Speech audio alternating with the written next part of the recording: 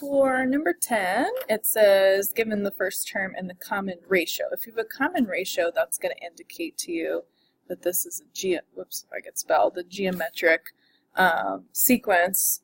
And so I'm given the first term and the common ratio, that's the r. So let me just pull up the formula sheet to point out where this is at so you guys can get to it.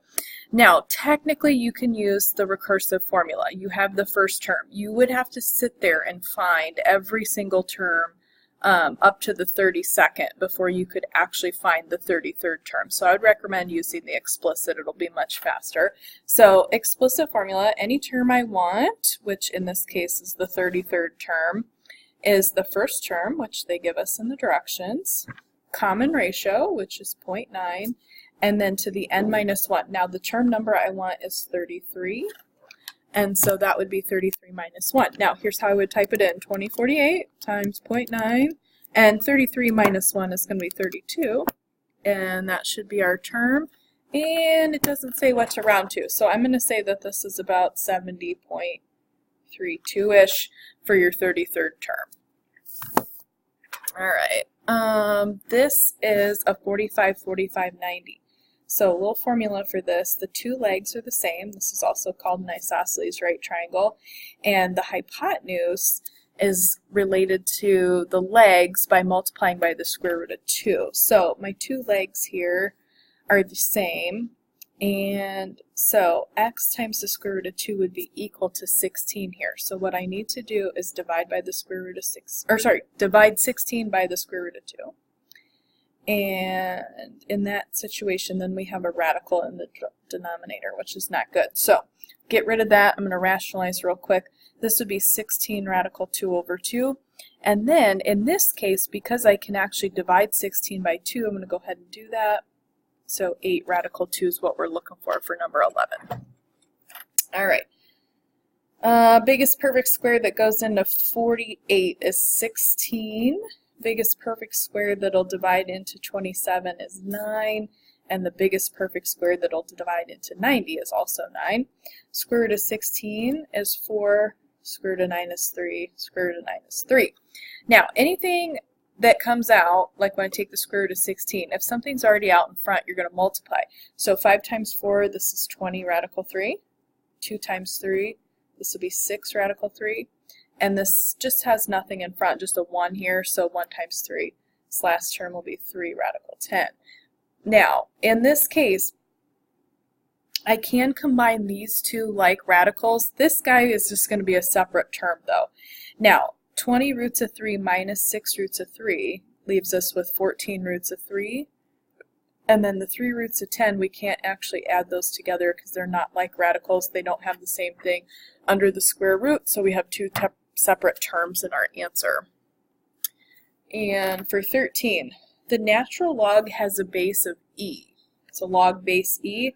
So what you want to do is change this out of log form into exponential form, and that'll give you e to the 7th. Now, I'm going to scooch the calculator up just a little bit so I can point out where this button is. Sorry, it's kind of dark. You're looking for your natural log button, and the second on that is the e. And so that's what I'm going to use right there. So I'm going to hit second natural log. I'm going to do e to the 7th. Okay, from there I would subtract 1, and then I would divide by 2 to get x alone. And we're supposed to round to the nearest thousandth here. So this should be, 4, 7. This is 3 places after the decimal, so 8, 1, and I'm going to go ahead and round that up to 7. So this is tenths, hundredths, thousandths, so we're looking for 3 decimal places there. Sorry, this is 547.817. Okay, so we just finished up with 13, so we better go to 14.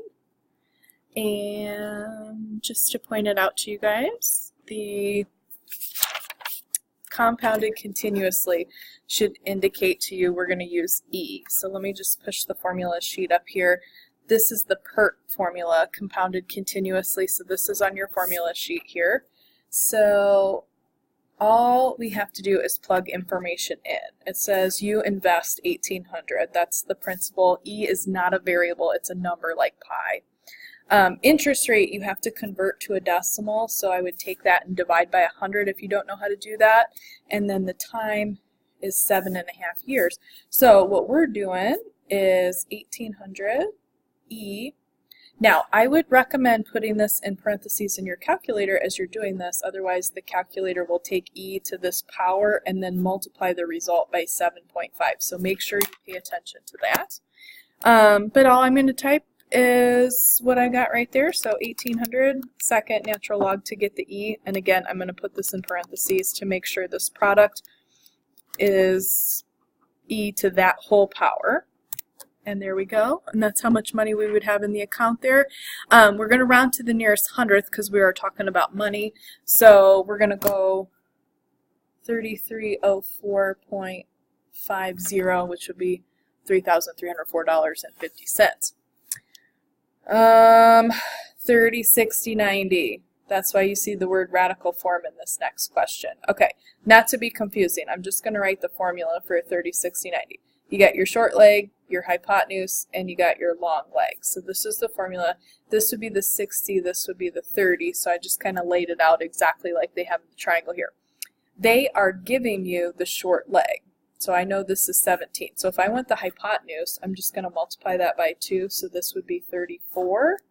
And if I have the short leg, I want the long leg, I'm just going to multiply this by the square root of 3. So it should be 17 radical 3 here. I would not create a common denominator here. I would just go ahead and cross multiply because you're going to do the same work. Negative 1 times x minus 5 equals negative 3 times x minus 4. This would be negative x plus 5, negative 3x plus 12. And if it's me, I like to try to keep the variable positive, so I'm going to add 3x to the other side, giving me positive 2x. And I'm going to subtract 5 to this side, giving me 7. So my answer would be 7 over 2. As a decimal, that'd be 3.5. Rationalize the denominator. You want to multiply by the conjugate of the denominator. This cancels out the radical, and this question's a little bit weird because the conjugate of the denominator is actually the numerator. But conjugate just means you change the plus to a minus, or if I had started out with a minus, its conjugate would be a plus. Okay, now, I like to use a little box on this just because of the radicals, but I'm going to do the numerator right here. This is radical 3 minus radical 6, and I'm actually multiplying that by itself here. This is going to become the square root of 9. This is negative square root of 18. This is also negative square root of 18. Negative times a negative makes this positive root 36. Okay.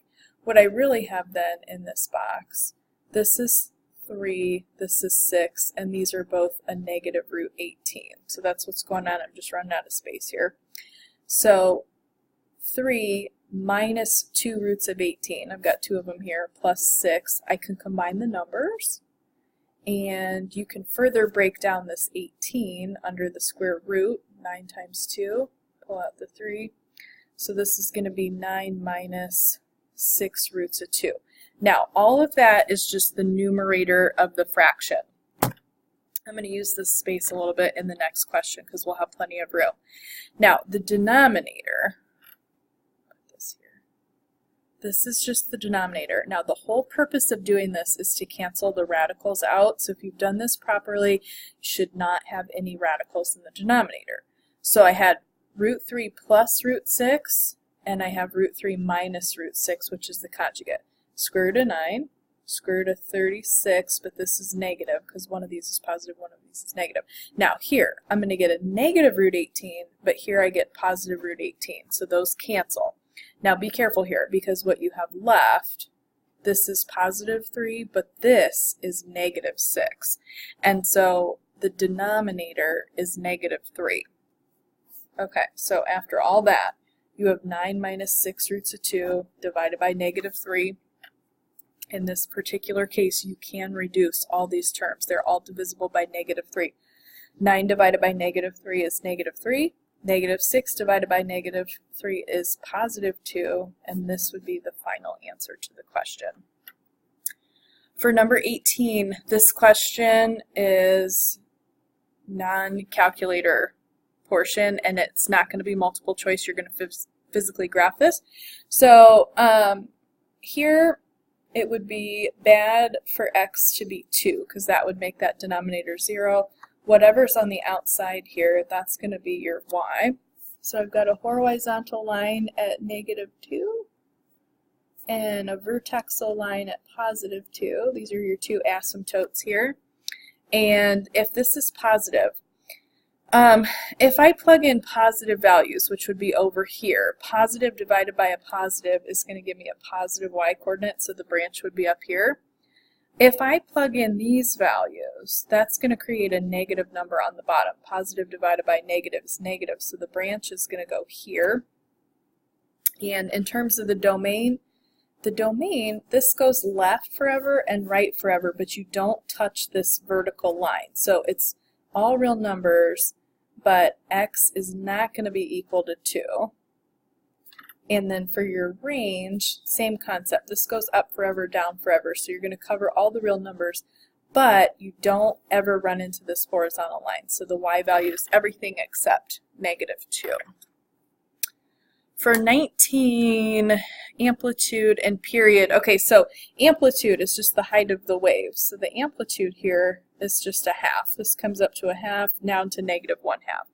Now, if we're going to do the period, I'm going to grab my highlighter real quick. This guy's a sine function. So I'm going to find my 5 points. This is 1, 2, 3, 4, 5. So I make one complete sine wave by the time I get there, and that distance is from 0 to pi, so the period here is pi. All right, domain here, we have 3x minus 6 over x minus 2. You can take out a greatest common factor. Ooh, sorry, forget that. This would be 3 times x minus 2, and then that ends up matching what you have on the bottom. These cancel. The answer here would be 3, and the domain would be all real numbers, but you don't want the denominator to be 0, even though that canceled out. We would have to say x can't be 2. Factor this. Factors of 14 that add up to -9 would be -7 and -2, but multiplied together those give you +14. And this factor cancels out, so the answer here would be y minus 7. And then in terms of your restrictions, even if it canceled out, we don't want anything in the denominator to give us 0, because we can't divide by 0, that's undefined. The value that would cause that would be 2. So y minus 7 is your answer. Your restriction is y cannot be equal to 2.